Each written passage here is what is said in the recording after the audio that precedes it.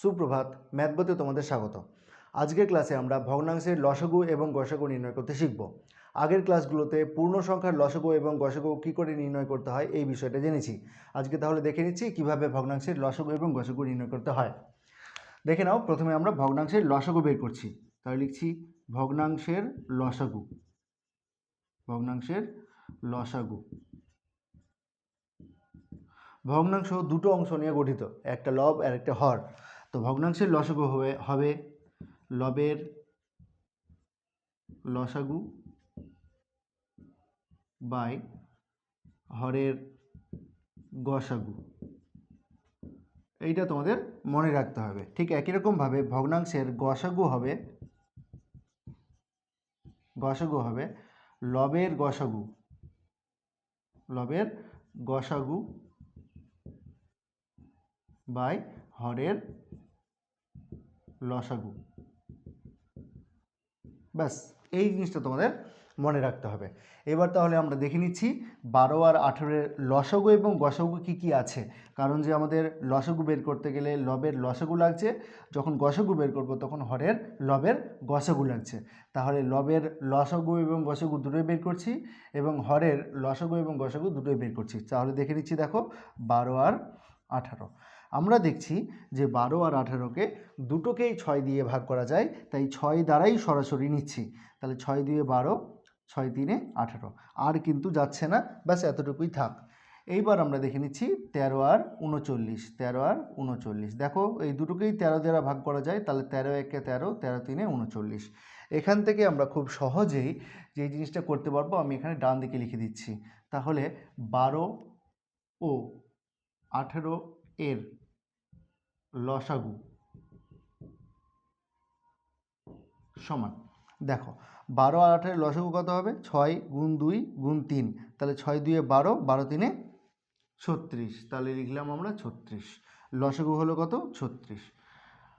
12 ও 18 এর গসাগু সমান, দেখো এই দুটোকেই কেবলমাত্র 6 দ্বারাই ভাগ করা গেছে, আর কিছু দিয়ে যায়নি, তার জন্য 6 হচ্ছে গসাগু। বুঝতেই পারছো তোমরা। একই রকমভাবে আমরা 13 আর 39-এর ক্ষেত্রেও বের করে নেব। 13 ও 39 এর লসাগু। 13 একে 13, 3 39, তাহলে 39 হচ্ছে লসাগু। আর 13 ও 39-এর গসাগু। তোমরা দেখে বুঝতে পারছো, দুটোকে 13 দ্বারা ভাগ করা গেছে, আর কিছু দিয়ে যায়নি, তার জন্য 13 হচ্ছে গসাগু। এইবার আমরা ভগ্নাংশের লসাগুটা বের করছি। ভগ্নাংশের লসাগুর সূত্রটা কি? লবের লসাগু বাই হরের গসাগু। তোমরা দেখো লবের লসাগু, লব কত? 12 আর 18-এর, তাই লসাগু কত? 36। হরের গসাগু, হর হচ্ছে 13 আর 39, 13 আর 39-এর গসাগু কত? 13। এটা হচ্ছে ভগ্নাংশটার লসাগু। এইবার আমরা গসাগু বের করে দেখে নিচ্ছি। দেখো গসাগুর ক্ষেত্রে কি হবে? গসাগুর ক্ষেত্রে লবের গসাগু, এবার দেখো 12 আর 18-এর গসাগু কত? 6 বাই হরের লসাগু। হরের লসাগু কত? দেখো হরের লসাগু হচ্ছে 39, তাহলে 39। এই হচ্ছে ভগ্নাংশের লসাগু এবং গসাগু নির্ণয় করার পদ্ধতি। এখানে যদি কাটাকুটি যায়, তোমরা কাটাকুটি করতে পারো। 3 2 6, 3 13 39, তাহলে অ্যান্সার হলো 2 এর 13। বোঝা গেছে? দেখে রাখো, এই পদ্ধতি অবলম্বন করেই কিন্তু দশমিক সংখ্যার লসাগু এবং গসাগু নির্ণয় করা যায়, সেটাও আমরা দেখে নিচ্ছি।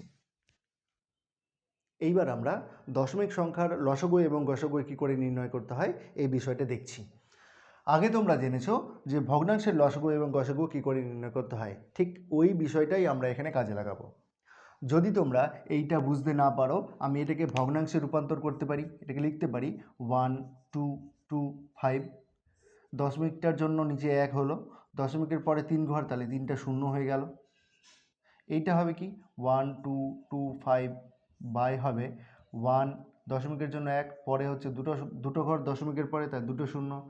1 2 2 5, মনে করবো দশমিক নেই, তারপরে সংখ্যাটা যেটা পড়ে থাকবে সেটা হচ্ছে এটা। এইবার দশমিকের জন্য 1, আর দশমিকের পরে 1 ঘর, তার জন্য একটা শূন্য। তাহলে এইবার কিন্তু আমাদের এই তিনটে সংখ্যা অর্থাৎ তিনটা দশমিক সংখ্যা এখন তিনটে ভগ্নাংশে রূপান্তরিত হয়ে গেছে। এইবার খুব সহজেই এদের আগের নিয়ম প্রয়োগ করে লসগু এবং গসগু নির্ণয় করতে পারবো। কিন্তু আরেকটা শর্ট ট্রিক আছে, দেখে নাও কীভাবে করব। দেখো, প্রথমে আমরা যদি লসগু বের করতে চাই, দেখো প্রথমে আমরা লসগু বের করতে চাইছি।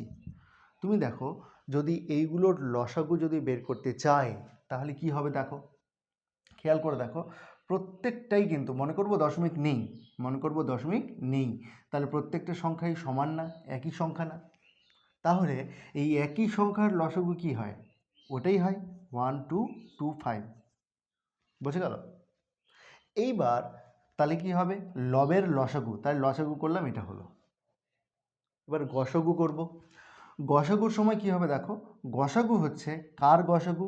হরের গসগু। এবার খেয়াল করে দেখো, এখানে আছে 1000, এখানে আছে 100, এখানে আছে 10, তাহলে গসগু কত? 10, অর্থাৎ এক ঘর আগে দশমিক। এটা কি করে মনে রাখবে? এটা মনে রাখার উপায় হলো, দেখো দশমিকের পরে 3 ঘর, দশমিকের পরে 2 ঘর, দশমিকের পরে 1 ঘর, যেটা দশমিকের পরে সব থেকে কম ঘর থাকবে, আমি দেখছি 1 ঘর, তাহলে 1 ঘর আগে দশমিক। বুঝে গেছে? সব থেকে কম যদি এই দুটো সংখ্যার বলতো তাহলে কি হতো, দশমিকের দশমিক 2 ঘর আগে দশমিক, তাহলে 2 ঘর আগে লসাগুটা হতো। এবার আমরা যদি গসাগু বের করি তাহলে দেখো গসাগুর ক্ষেত্রে কি হবে, গসাগুর ক্ষেত্রে ঠিক তার উল্টো। লসাগুর ক্ষেত্রে আমরা কি করছিলাম, যেটা দশমিকের পরে যত কম ঘর আছে যেখানে, তত ঘর আগে দশমিক বসাতাম। গসাগুর ক্ষেত্রে ঠিক তার উল্টো, প্রথমে আগে দশমিক নেই মনে করে সংখ্যাগুলোর গসাগু বের করব। এই ক্ষেত্রে সংখ্যাগুলোর গসাগু হবে এটাই 1 2 2 5। এই হচ্ছে সংখ্যাগুলোর গসাগু। এবার আমাকে হরের লসাগু বের করতে হবে। লসাগু বের করার সময় কি খেয়াল করতে হবে দেখো, অর্থাৎ যখন আমরা এই সংখ্যার গসাগু বের করব তখন দশমিকের পরে যেটাতে সবথেকে বেশি ঘর আছে, ক ঘর? 3 ঘর বেশি, তাহলে 3 ঘর আগে দশমিক। বোঝা গেল? এই হচ্ছে দশমিকের এবং ভগ্নাংশের লসাগু ও গসাগু নির্ণয় করার পদ্ধতি। তাহলে আজকের ক্লাসটা এখানেই শেষ করছি, দেখা হচ্ছে অন্য কোনো একটা ক্লাসে। ক্লাসটা কেমন লাগলো জানতে কমেন্ট করো, চ্যানেলে নতুন হয়ে থাকলে সাবস্ক্রাইব করে সাথে থেকো।